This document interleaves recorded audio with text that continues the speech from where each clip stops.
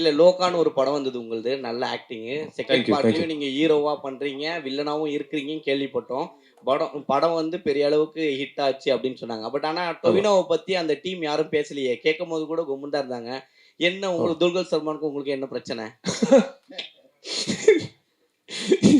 நீங்க படம் பார்த்தானே பேச சொன்னீங்க. அந்த படம் இப்ப கால் பண்ணட்டா? இப்ப கால் பண்ணி கேக்கட்டா? இல்ல அவரு கேட்கும்போது எதுவுமே சொல்லலையே. யாருமே உங்கள பத்தி ஒரு வார்த்தை கூட பேசலையே. நீங்க கேட்டீங்களா? நான் கேட்டேன். நான் கேட்கிறேன். ஏன் என்ன பத்தி எதுவும் பேசலன்னு நான் கேட்கிறேன் கண்டிப்பா.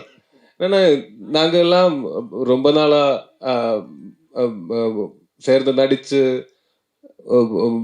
ரொம்ப நாளா தெரியும் எங்களுக்கு. நான் ஸ்டார்ட் பண்ணது அசிஸ்டன்ட் டைரக்டரா ஸ்டார்ட் பண்ணது துல்கர் சல்மானோட ஒரு படத்துல, தீவிரம் ஒரு படம்.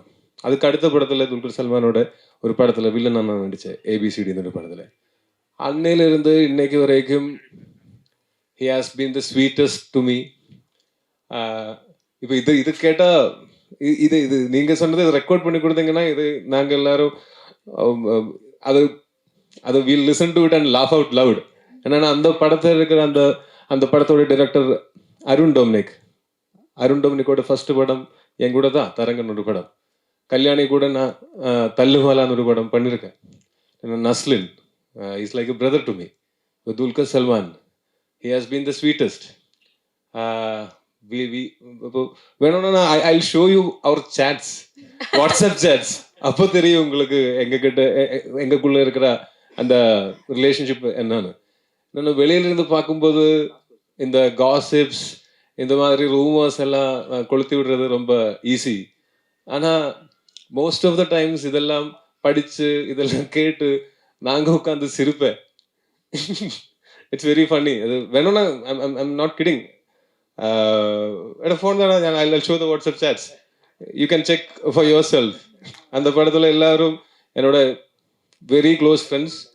அண்ட் அந்த படத்தோட ஸ்கிரிப்டிங் போயிட்டு இருக்கு. இப்போ அந்த படம் வரும்போது நாங்க எல்லாம் சேர்ந்து வர்றேன்.